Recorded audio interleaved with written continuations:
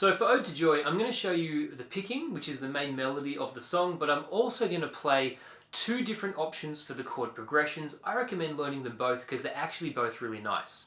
I'm going to teach this song to you in sections and parts. Make sure that you practice each section on its own extensively before combining them together. That's the best way to learn not just this song, but basically every song on the guitar. When you're learning this song, I really would advise to not just learn the picking and not just learn the chords, learn them both, because the more you learn, the better you will be. This song is commonly played in the key of D, however, I'm going to show you an arrangement in the key of C. If you would like to play it in the key of D, you simply capo 2 and play exactly what I'll teach you, and it will become in the key of D. Let's start with the picking. So we really only have two sections in this song. The first section is kind of like our verse, really I would just call it theme A. And the important thing to note when we play this is I'm playing it in position 1. That means if I play the first fret, it's finger 1. If I play the second fret, it's finger 2. Third fret and fourth frets work the same way. So index, middle, ring, pinky play frets 1, 2, 3, 4. However, in this song, we only actually need frets 1 and 3. So that means my index plays the 1 and ring plays the 3. No matter which string it's on, they're the fingers that I'll use. So the first section of the picking on the high E is open, open, 1, 3. Notice the fingers that I'm using, index for the 1, ring for the 3. You might also notice my thumb hooked on the top. That's going to give me stability and control when I'm playing. So our first section there was open, open, 1, 3. And all of our notes are nice and simple. They're all crotchets, so they all just go for 1 beat each. Section 2 will work in a similar fashion. Our notes here though are 3, 1, open, and then 3, but we've changed to the B string. Notice that even though I've changed string, I'm using the same finger, okay? Finger number 3 for fret number 3. So this second section was 3, 1, open, and then 3 on the B. It's also worth noting that my right hand picking is resting on the strings, okay? Rest on the low E and the A and the D. Basically rest on anything that you're not playing, that's okay. So if I put sections 1 and 2 together, we have this.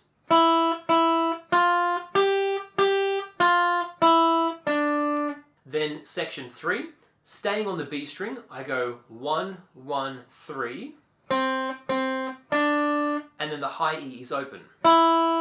I'll play that again, 1, 1, 3, and the high E open. And that's section 3. So if I put sections 1, 2, and 3 together, we have this.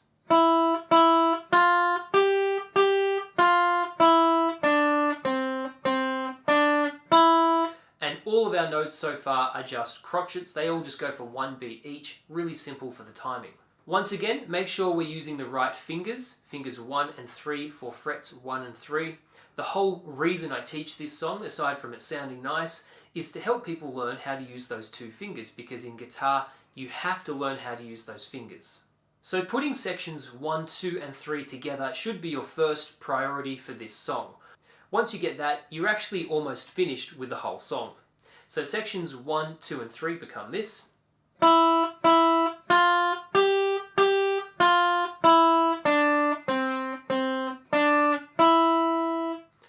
So once I'm able to play sections 1, 2, and 3, we then basically just play it once with one kind of ending, and then we play it again with a different kind of ending. We're going to call these ending 1 and ending 2. Confusing, I know.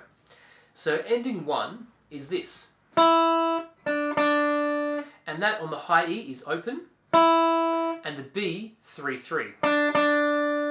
So if I play sections 1, 2, and 3, and then the first ending, here's what we have.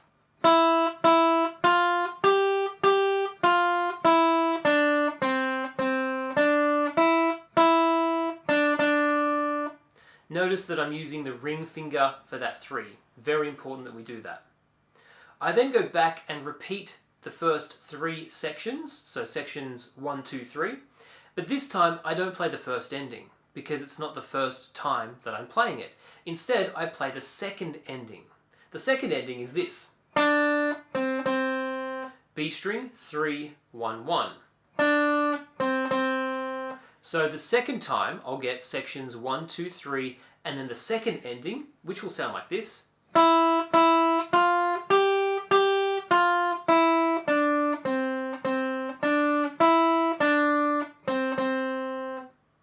So as you can see, once I know sections 1, 2, and 3, I then just put 2 different endings on it, and I've got the whole first half of the song. In fact, it's more than the first half of the song, but we'll get to that in a moment. Now we have 2 options when we write this down. One option is just to write it all out from start to finish. That's the long option, because we're repeating ourselves. We have to play that whole part 2 times, so I have to write it out 2 times. Instead, we can use some fancy musical symbols to help us. We can use a repeat sign, which is a double line, double dot. We can also place the numbers 1 and 2 above each ending, the first ending and the second ending. We also draw these with a funny little square type line that goes above everything that counts under the first and second endings. So doing this simply means that we repeat the whole first half of the song, but we change that last ending. Now in our case, the endings just go for a bar. But in some cases, the endings will go for multiple bars. We don't have to worry about that right now, because these just go for 1 bar, so let's not stress. Everything under that line will mean that that's part of that ending, so it's part of the first or second ending. This is a much better way of writing it down. It's more concise, it's shorter. Yeah, sure, it takes a bit of learning, but it's easier to manage and easier to think of. So I'm going to play it through all the way for you, from start to finish as we have it so far. First time with the first ending and second time with the second ending. Here's what we get. 1, 2, 3, 4.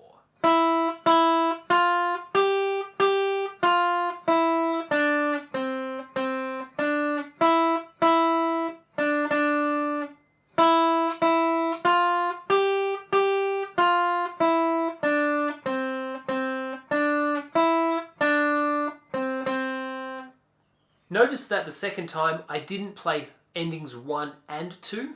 Ending 2 replaced ending 1, and that's how you should think of it.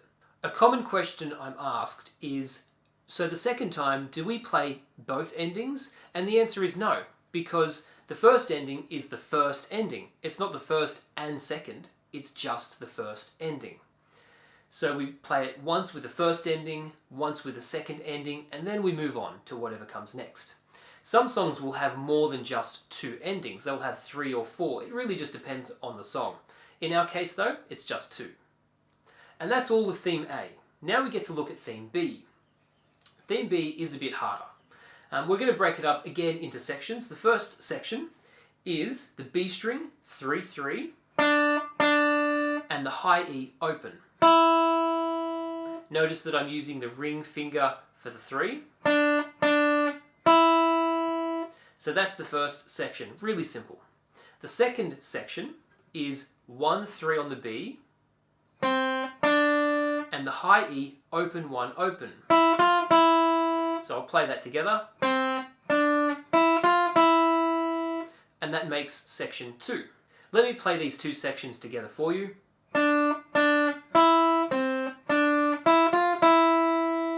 And you might notice that the open 1, open is the first time that we have some faster guitar playing here. All the other notes are pretty consistent and even. Section 3 is next, and it's the same as section 2. So that works out in our favour. It means less learning and more playing, so it's much easier for us. And the last one, section 4, on the B string is 3-1-3. And now we go to the G string and we just play it open. And that's the first and only time we go to that string. The rest of the song has and will be on the B and the high E strings. So this fourth section becomes... So if I play all of these 4 parts, it'll make up all of theme B. It should sound like this. 1, 2, 3, 4.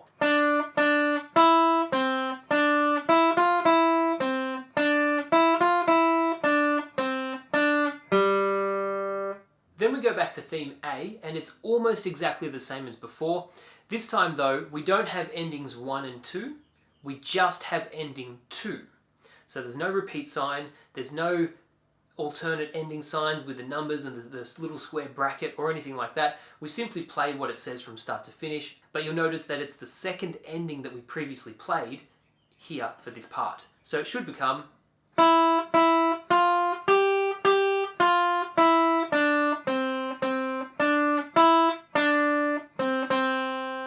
So there actually isn't anything new there. It's stuff we've done before. If I put all of this picking together, here's what we end up having. And you can play along with me if you can keep up. 1, 2, 3, 4.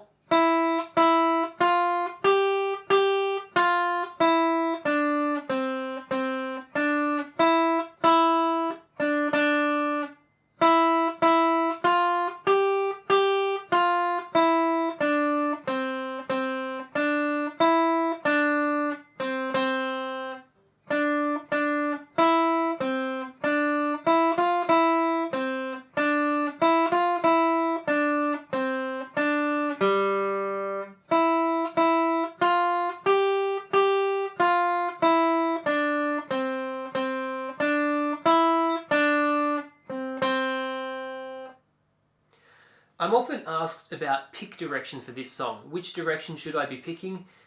For this song, I'm more than happy for everyone just to pick downward. There's no real need to put upstrokes in there. You can with some of the faster notes like this. So that's an up down, but there's real no need for it. So feel free to chuck some upstrokes if you want, but keeping them all downstrokes is completely fine. So that's the picking in its entirety. Now I'm going to show you two different versions for the chords, and they only differ slightly. However, the picking will be the same no matter which version of the chords that I play. So if I play the easy version of the chords, I start with theme A, and our first chord is C, and it goes for a bar. 2, 3, 4, then G, also for a bar. 2, 3, 4, back to C for a bar. 2, 3, 4. And then I get C and G in the same bar. These chords all go for 2 beats each, so 1, 2, 3, 4. And that makes up the first half of theme A for the chords.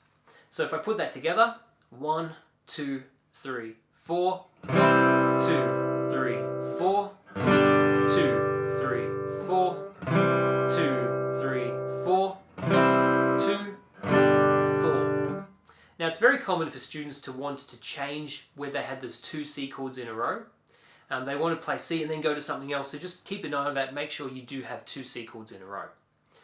Now, if we think back to the picking, we had the whole first 3 bars or 3 sections were the same, and we just had 2 different endings.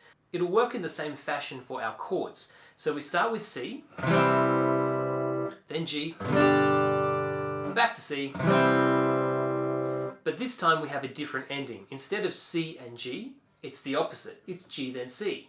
1, 2, 3, 4.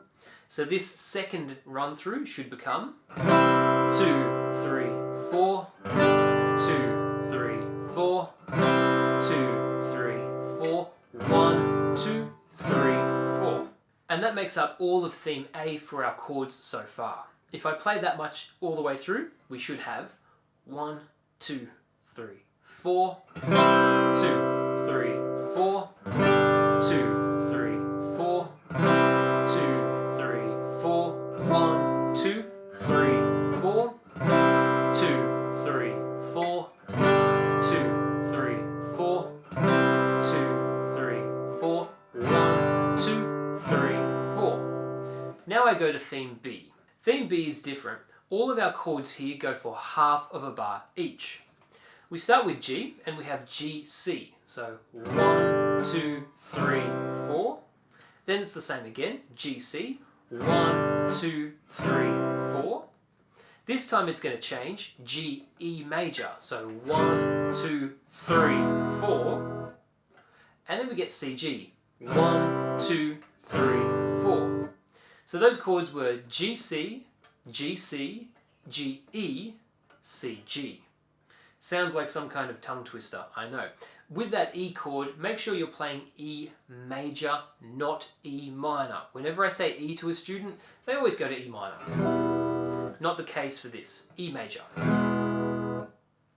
So this theme B should turn into 1, 2, 3, 4, 2, 3, 4, 1, 2, 3, 4, 1, 2, 3, 4, 1, 2, 3, 4.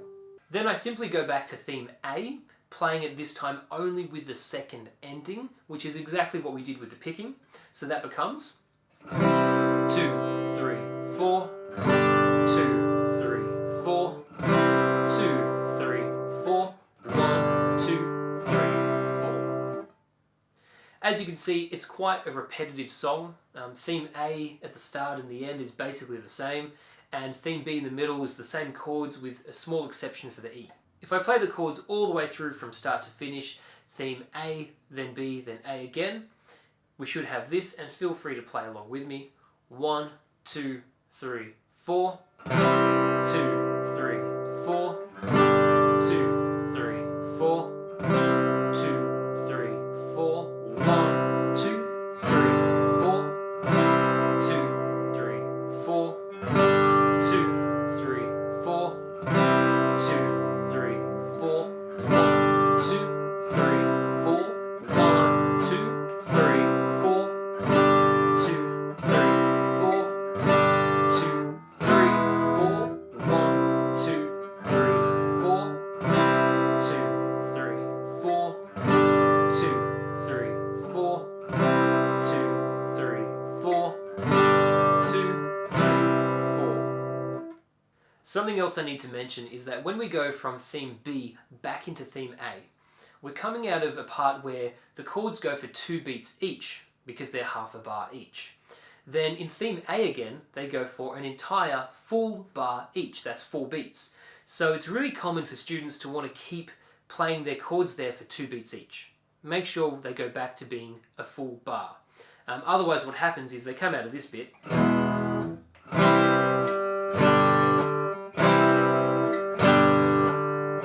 and it doesn't fit the picking. So we just need to keep an eye on that and make sure that our chords will go for the right amount of time for each section of the song.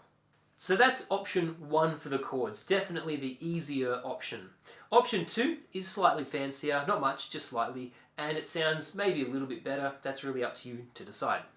Option 2 is almost identical.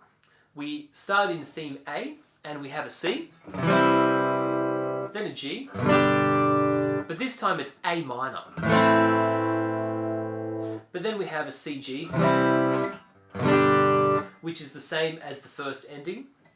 We then repeat and we go back to C, G. Again we have our A minor, and then ending to G, C.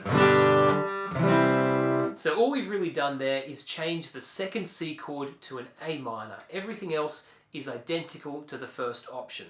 It will turn into this: 1, 2, 3, 4, 2, 3, 4, 2, 3, 4, 2, 3, 4, 1, 2, 3, 4, 2, 3, 4, 2, 3, 4, 2, 3, 4, 2, 3, 4. So that's the only change that we have for theme A. Now when we come back to theme A at the very end of the song, it's going to be the same deal. That second C has also changed to A minor, but of course we play only the second ending for our chords, which were G then C. So not a whole lot changed. We really only changed one chord to A minor, even though that one chord is going to be played 3 times throughout the whole piece. Let's have a look at theme B. Theme B is a little bit more different. It starts the same as what we had previously with option 1. We get G then C, G then C, G then E. So that's all the same so far. But here, instead of just going C then G, we're going to play A minor, D on F sharp, G. And as you can see, that is quite different. So A minor was for 1 beat. D on F sharp, if you don't know that, it's just D where your thumb reaches to second on the low E. The F sharp part is just optional, so you can just play a normal D, but it will sound better. that goes for 1 beat, and then G goes for 2 beats. So we haven't added any more beats in the bar, it's still only 4 beats, but this time instead of holding a chord for 2 and then G for 2, it's 1, 2, 1 each, and then 3, 4 on the G. So I'll play that through for you from the E. That's what we get. I'll play all of theme B for you. Feel free to play along with me as well. So 1, 2, 3, 4, 2, 4, 1, 2, 3, 4, 2, 3, 4, 1, 2, 3, 4. So a very fast A minor, D on F sharp, G. That will finish off theme B. Then we go back to theme A. It's the same as what we had earlier, just with the second ending only. So it will turn into this. 2, 3, 4, 2, 3, 4, 2, 3, 4, 1, 2, 3, 4. And that's the entire option 2 for our chord progression. I'll play that all the way through for you so you can follow along with me. 1, 2, 3, 4, 2, 3, 4, 2, 3, 4, 2, 3, 4, 2, 3, 4, 2, 3, 4, 2, 3, 4, 2, 3, 4, 1, 2, 3, 4, 1, 2, 3, 4, 1, 2, 3,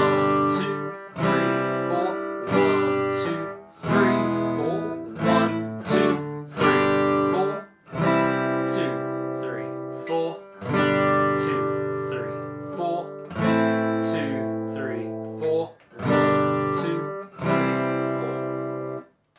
As you can see, there aren't many differences, and the best approach is probably to learn option 1 first, then learn the changes of option 2. Really, there weren't many. We just changed one of the C's to an A minor, and then we have the A minor, D on F sharp, G for the end of theme B. That's about it.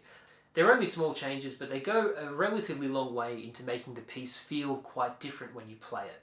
There is one other option I want to run by you, and it's for the picking. And this occurs at the end of theme B, where we have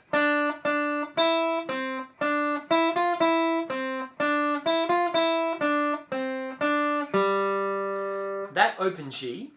We typically hold for 2 beats, 3, 4, and then we start a new bar, 1, 2, 3, 4, as we go back to theme A. Now, what a lot of musicians do is they steal a beat away from that previous bar where we finished with G, and they go straight into theme A again. The result becomes this.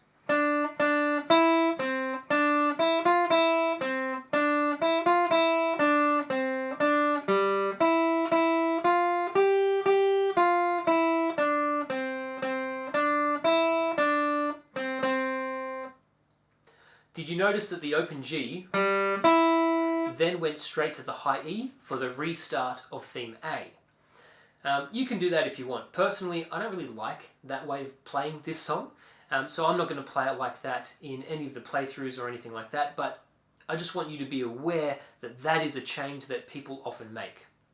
So it doesn't matter which of these options you include or exclude, just play whatever one suits you best. In the playthrough, I will play it once through with the first option for the chords, and then I'll play it again, this time using the second option for the chords, where we went to A minor and the D on F sharp.